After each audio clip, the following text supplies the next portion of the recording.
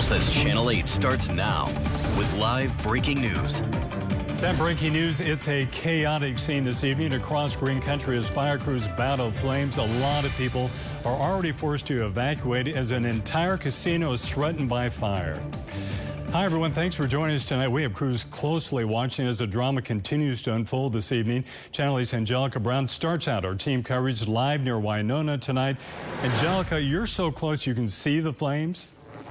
Hey, Mark, I know it's a little hard to hear you. What you're looking at right now, that's a Tulsa Task Force helicopter out here assisting here with Osage County as they work to control this blaze. So right now, what you're looking at, fire crews are backburning this field here on Highway 99, just north of Winona. This is all in an effort to get this blaze under control. It's been burning for over 4 hours. Now, as crews are working these hot spots, we want you to take a look at this video that we shot earlier today when we first got on scene, when the smoke was so dense and the fire was fierce.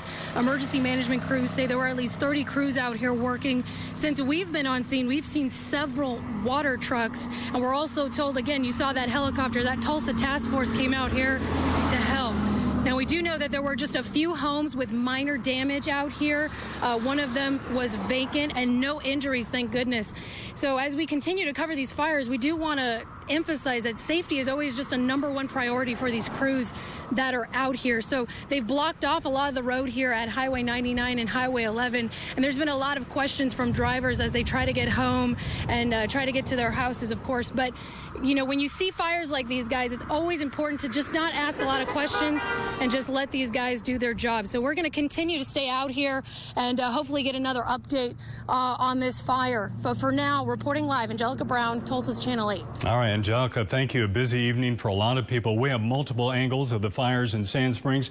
I want to show you what's coming in on social media. This is from Bay Ray. He showed us a couple little fires near Sand Springs. He says, I'm so thankful for the firefighters who deal with all this scary stuff. Thanks, Bay Ray, for that. And check this one out. Glenn Hall Jr. took this video west of Tulsa, kind of showing the smoke along the highway there. Very dangerous situation. We know right now that a lot of the highways are clogged with the traffic as people try to get home tonight. Thanks for that. Channel 8's Charles Ely continues our team coverage live near Sand Springs tonight. Chuck, what are you seeing there? Well, Mark, we're seeing a very unusual sight here. We're looking at the fire, the 412 fire from the south side, basically the south bank of the Arkansas River looking north. The fire here is burning between the river and Highway 412. This is the smoke that shut off the highway. Basically, the fire is burning uphill towards the firefighters. The smoke, the flames are working up towards them. Let me give you a look at our perspective here. Now, this scene may not look familiar to you, but this is the same trailer park that was hit by tornadoes 2 years ago in the spring. As you see, there's a lot of empty spaces. The tornadoes are gone. As far as this fire is concerned, look above the white sheds there at the distance. You can see wires hanging across those sheds. That's Wawika Road, where the fire appears to have originated. It runs from Highway 97 out to Keystone Dam. Now, the strange thing is there are half a dozen different fires burning along this road without burned areas between them. So the fire has simply not been pushed up the valley here. It's like there are 5 or 6 different burn locations. I'm not a fire investigator, but that just doesn't seem to add up. And basically, this fire is again working uphill towards the highway. The firefighters have their hands full, but they are making progress. The smoke and the flames have gone down by at least 50% since we've been here. They're working to get it shut off so they can reopen the highway. Live in Sand Springs, Charles Ely, Tulsa's Channel 8. Chuck, thank you. Those grass fires forcing roads to be shut down. Evacuations are happening at the Osage Casino in Sand Springs. All right, this is a traffic map of the area. You can see all the delays in purple. Channel 8's Amy Jensen is in the middle of traffic where cars are lined up for miles. Amy, what a mess. Hey, Mark, yes, that is correct. What a mess. And I just wanted to talk about a little bit about what Charles said and things not adding up with how many fires there are. And police are kind of looking into that right now. A citizen told police that he saw a man on a motorcycle attempting to start a fire. Police do not have that confirmed, and they are just right now investigating that. But it is potentially a possibility. And I do want to just come over here and show you exactly what you said, which is this mess over here, 412 shutdown. I can't even see how far those cars are sitting back there, and everybody who's exiting off here at 126 is just basically making a big U-turn because there's nowhere to go. And we're on Highway 97T, so all the way up this hill Randy, if you'll shoot this way for me. Other way. Here we go, yeah. So right up this hill, they've evacuated all of this area here. That's where the Osage Casino is. That is also evacuated, and police say right now they don't know when those people are going to be coming home. So we'll keep you updated on all of those and bring you updates as they become available. Reporting live in Sand Springs, Amy Jensen, Tulsa's Channel 8. Amy, thank you. It's going to be a long Friday evening commute for a lot of people tonight. Conditions across Green Country are like a powder keg right now. Any little spark could cause even more problems. Let's check in now with Chief Meteorologist Dan Threlkel with a look at our conditions. Dan. More breaking news tonight. Police now investigating the apparent murder-suicide of a retirement-age couple just outside of Claremore. That happened around 1 this afternoon. Channel 8's Burt Mummel live with the scene. Burt. Mark, no motive known at the moment for this double shooting. We asked the sheriff, how was the couple discovered? Was it a family member who found them? He said what happened was that the husband called authorities shortly before the shooting. Just call out, I mean, our 911 call came in, something to the extent that, that there's 2 dead bodies at this location. Dispatcher did a good job trying to obtain more information, and there was none.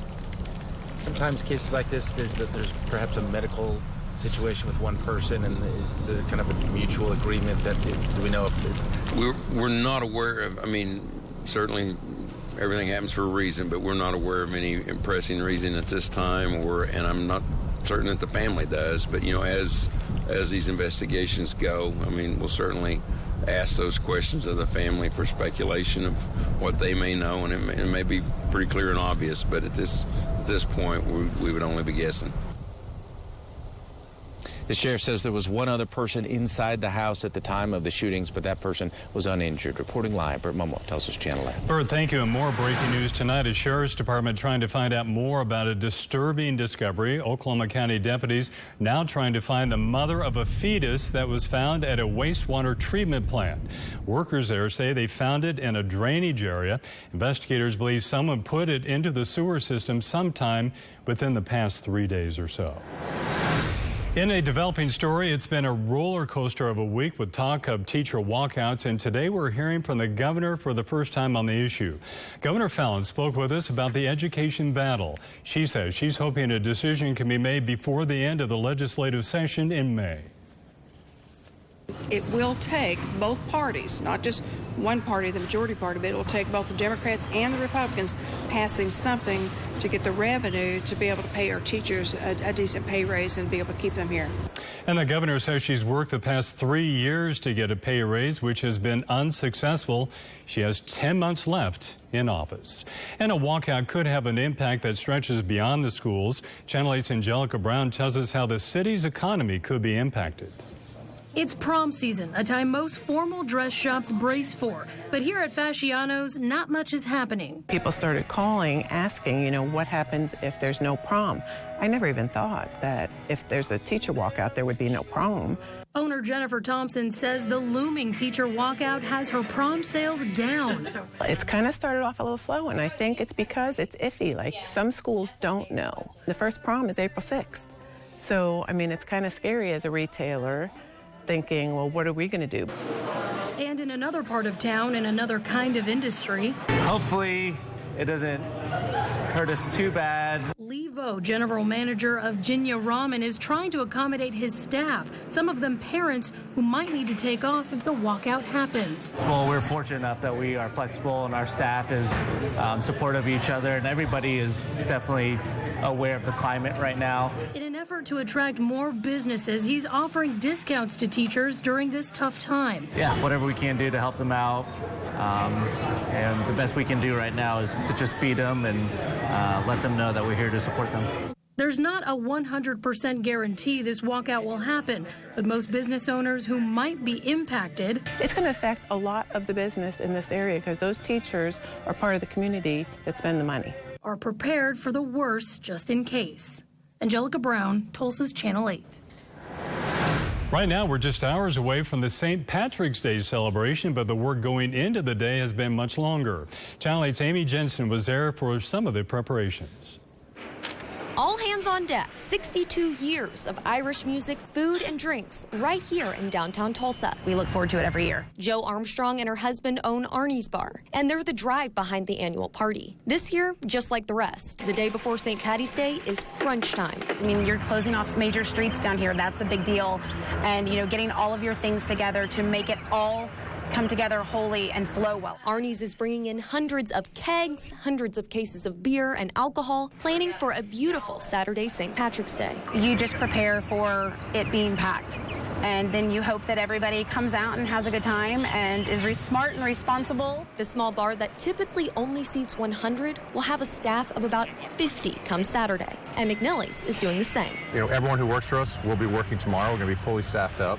So it's a pretty big production. That's more than 60 people. Food trucks, beer tents, bands, and bars will line this area. And with good weather this weekend, the Blue Dome District is expecting thousands of people. We had to bring in an extra truck that's parked out back for all the extra food and all the extra beer. It's probably 5 times what we'd produce on a normal day. You'll want to stop by. There won't be another St. Patrick's Day on a Saturday for 12 years. Amy Jensen, Tulsa's Channel 8. It's going to be a busy day tomorrow. Update on our breaking news and the wildfires coming up next.